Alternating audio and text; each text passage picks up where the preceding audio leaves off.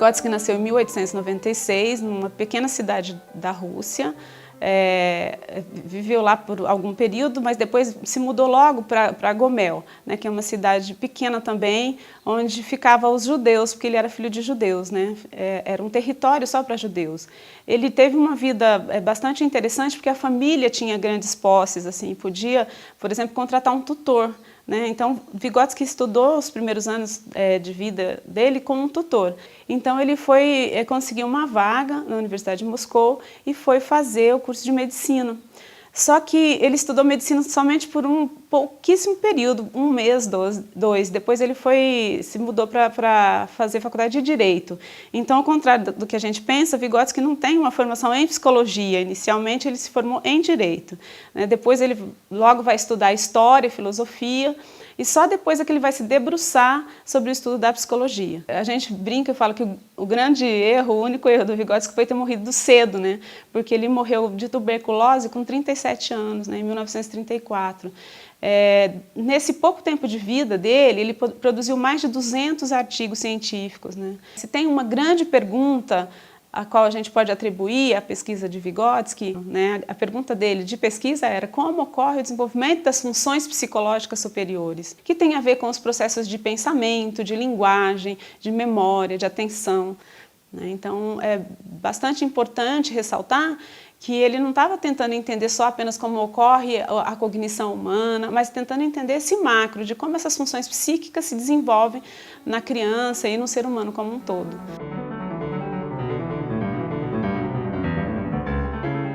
Uma das máximas do Vygotsky é apontar que o homem não nasce humano, ele vai se humanizar. Então, a partir do contato da criança com a cultura, com o grupo social no qual ela está inserida, é a partir disso que se desenvolvem as funções psicológicas superiores. O Vygotsky, por exemplo, vai mostrar que é importante que, quando nós estamos pensando no desenvolvimento da criança, que a gente leve em conta o contexto no qual ela está inserida. Então, por exemplo, nós não podemos entender que as crianças que o Vygotsky estudou são as mesmas crianças do Piaget. Nós não podemos entender uma criança que vive no Brasil na década de 70, é a mesma criança que vive no Brasil no momento histórico que nós estamos vivendo, com todo o avanço da tecnologia e tudo mais.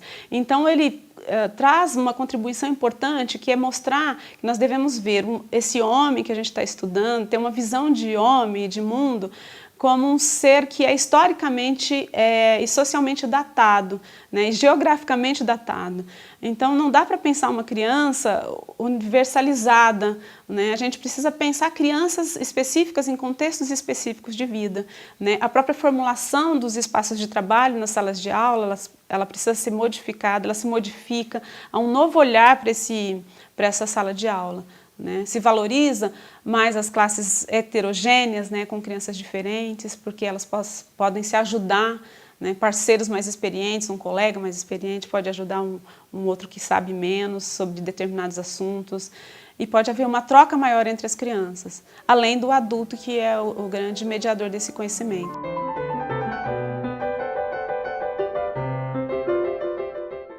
O trabalho de Vygotsky, ele traz uma contribuição importante nessa área dessas fundamentações todas filosóficas que a gente pode trazer, que é o inatismo, o ambientalismo, o empirismo, como queira, porque é uma corrente que vai trazer grandes modificações na forma de pensar a criança, né? Então, ao contrário de pensar uma criança que traz todas as características humanas prontas, né, com ela, como no inatismo, Vygotsky vai pensar da importância das ferramentas culturais e do conhecimento produzido pela humanidade, trazendo justamente que a criança não nasce pronta, mas que ela vai se humanizar a partir do desenvolvimento com o outro. Ele pensa, por exemplo,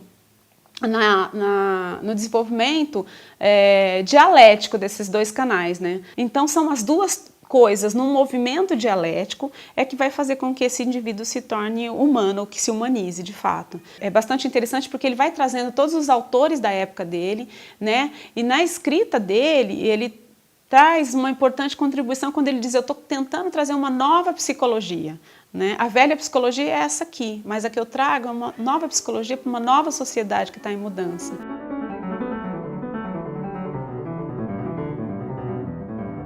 No nos processos de ensino e aprendizagem, né, um dos conceitos importantes em Vygotsky é o conceito de internalização, né? Internalização não seria só a criança introjetar as coisas do meio para si, mas é internalizar toda essa cultura, todas essas ferramentas e esse conhecimento acumulado que o homem traz e fazer uma transformação para si, né? Então parte de algo que é extrapsíquico, né, para intrapsíquico.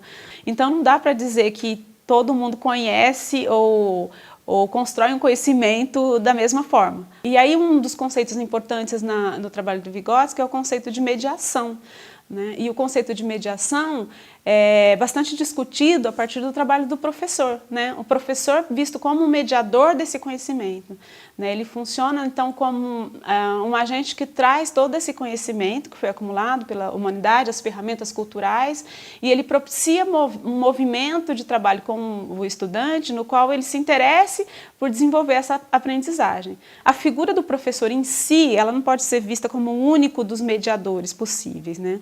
Então a gente coloca aqui, a partir da obra de Vygotsky, os mediadores, a gente chama de outro social, vamos dizer assim, como todos os elementos que estão presentes na cultura, né? Então, tanto ferramentas que a criança tem acesso, objetos culturais, obras de artes, mapas, revistas, livros, tudo isso são considerados mediadores. É importante também ressaltar que não é só a figura do professor e dessas ferramentas todas, mas algo que a gente tem estudado e tem levantado que é bastante importante é a atividade pedagógica.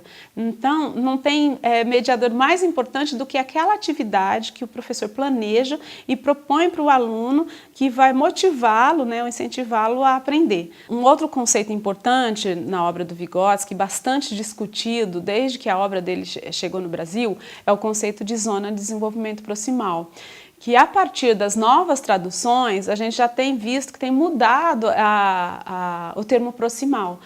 Vygotsky diz na sua obra que para pensar o desenvolvimento da criança a gente precisa entender um pouco onde a criança chegou em termos de aprendizagem e onde que ela poderá chegar, né? Então ele divide o desenvolvimento da criança em dois níveis importantes para a gente pensar isso. Um primeiro nível é um nível de desenvolvimento real, que é colocado tudo aquilo que a criança já consegue fazer sozinha. O outro nível de desenvolvimento seria o nível de desenvolvimento potencial, que seriam aquelas aprendizagens que a criança consegue fazer, mas com a ajuda de outra pessoa, né? É como se fosse como se ela precisasse de um empurrãozinho para chegar onde ela precisa. A distância entre esses dois níveis é onde se encontra o que Vygotsky chama de zona de desenvolvimento proximal ou zona de desenvolvimento iminente, né? Que é aquele lugar onde a criança tem todo o potencial para se desenvolver e onde seria um lugar específico que o professor precisa trabalhar. Essa zona de desenvolvimento proximal indica, então, como o próprio autor coloca, a criança como se fosse um botão de flor que está por desabrochar. Entender buscar esse movimento, esse lugar específico em cada aprendizagem da criança e olhar ela de forma individualizada é a forma de chegar nesse processo de aprendizagem de forma mais promissora, eu diria. Quando a gente fala em método vygotskiano, a gente está falando numa forma de ver o fenômeno que a gente está estudando.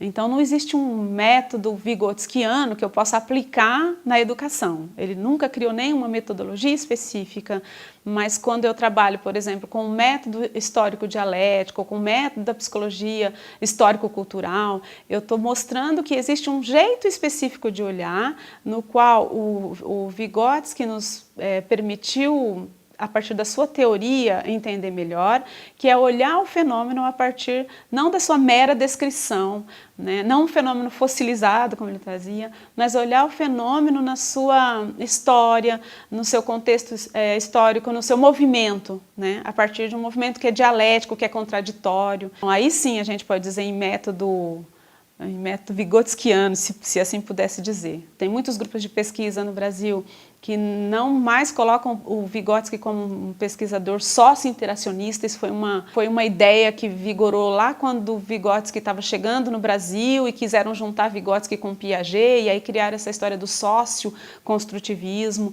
mas hoje a gente não utiliza mais o Vygotsky como um autor socio-construtivista. A gente fala de uma psicologia histórico-cultural, de um método histórico-cultural.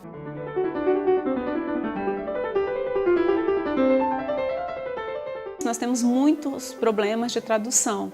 O primeiro livro, Pensamento e Linguagem, eu não recomendo mais, né? Foi um livro que a gente teve primeiro contato com a obra do Vygotsky. Formação Social da Mente também eu não recomendaria, mas eu colocaria para as pessoas lerem essa nova tradução, que é A Construção do Pensamento e da Linguagem, que é um livro da Martins Fontes, que foi traduzido por um professor da USP, né, que traz essa tradução do russo para o português. E aí tem vários outros autores que são bastante lidos no Brasil, que são autores que estudaram Vygotsky e que escrevem sobre ele, né? Então tem Luísa Smolka na Unicamp, a professora Marta Kohl na USP, então tem alguns professores que têm se debruçado, e vários outros textos que nós temos produzidos na universidade, com pesquisas, e que estão aí em revistas de psicologia, educação, que são bem equalizadas e boas para leitura.